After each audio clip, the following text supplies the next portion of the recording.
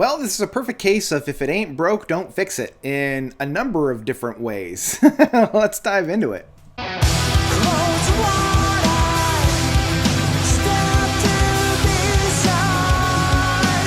The Great Misdirect Live from Between the Buried and Me. So, Between the Buried and Me, don't think we need an introduction for them. You know, they're a tech, death metal, extreme metal, progressive metal outfit from the US. This is a live album, and this isn't their first live album where they've done something like this. Like, soon after they've released Colors, their big kind of staple album, they put out the live record, which came on CD, DVD, Blu-ray, and I have it in my collection in vinyl. They did the same thing very soon after they did the Parallax, where they did the Parallax Future Sequence Part 2 live at the Fidelatorium. But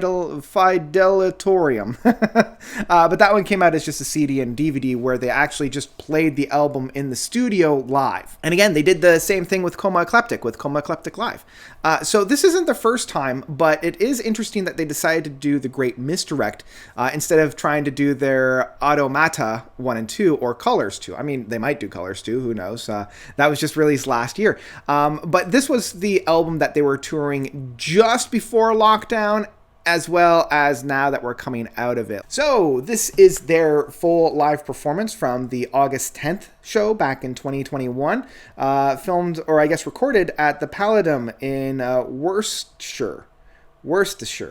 I don't think it's Worcestershire. It might be Worcestershire. Whatever. It's tight, you know, it's really tight. The boys know what they're doing at this point. Like I said, this isn't the first time that they've done this, but it is one of the first times that they played the Great Misdirect in its entirety.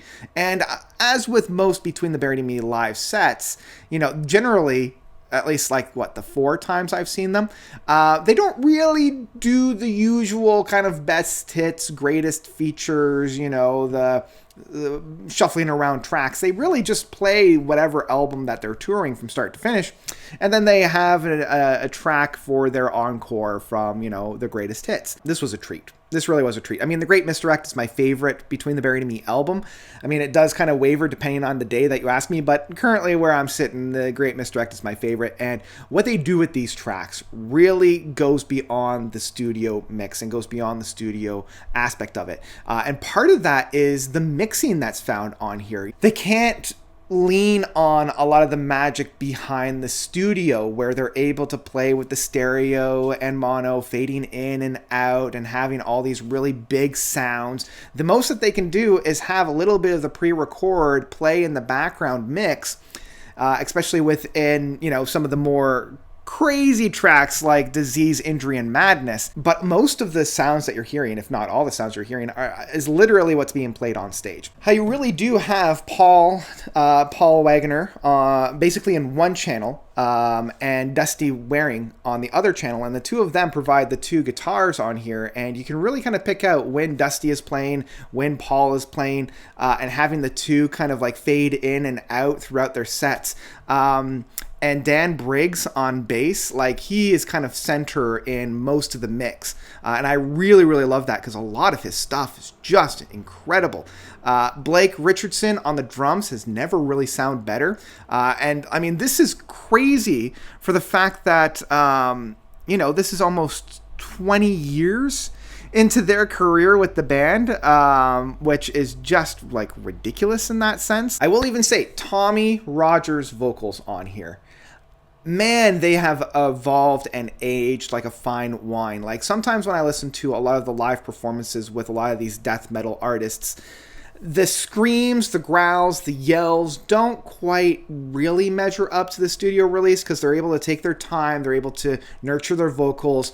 But in a live setting, you gotta be on it from beginning to end without really too much of a break.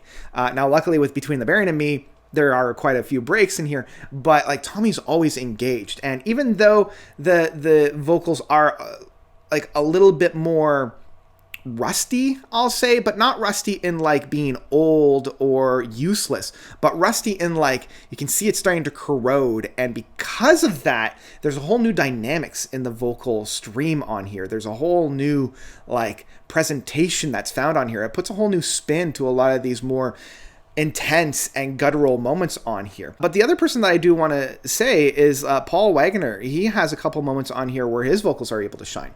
I mean, he lends most of the vocal works for the Desert of Song, and his vocals are brilliant and beautiful. And, you know, it really does have this more whole body approach, almost like the Southern rock aspect to it. I haven't really touched the individual songs because mainly, I don't want to say they're a copy and paste from the studio, but in terms of the note sequences, in terms of the presentation, in terms of the orchestration, they're basically a note for note, which in and of itself is pretty intense. The only one that I will mention outside of Desert of Song, and I've already mentioned Disease, Injury, and Madness, Swim to the Moon, the big 19-minute, 17-minute Goliath track. Oh boy, it transcends the studio release in that sense. They have this gentleman that's coming on to helping them out with more of like the screaming aspect of it. He comes in and just riles up the crowd to do his screaming aspect that Tommy, he's not really a screamer. You know, Tommy definitely is more of a growler, much more of like, I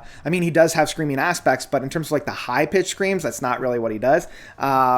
And yeah, I mean, the note, like, it's so tight and so visceral. Absolutely loved it. And of course, they close off with White Walls from Colors. Damn, what a encore track for the band. Love the presentation on here. It's tight, it's punchy, it's great. Couldn't help but love it. So, yeah. Boy, what a treat. What an absolute treat. If they want to continue on with this, with all of their other albums, I will praise them and encourage them to do so. Pretty much with that point that I have to say, the Great Misdirect Live by Between the Buried Me is one that I would absolutely pick up in physical format. You know, I could easily say that the music found on here is a masterpiece and stuff like that. And I mean, in one case it is a masterpiece, but I do kind of have to keep in mind that it really is just a note-for-note cut of the album played live with a whole new energy being brought towards it. And so in that case, I love it.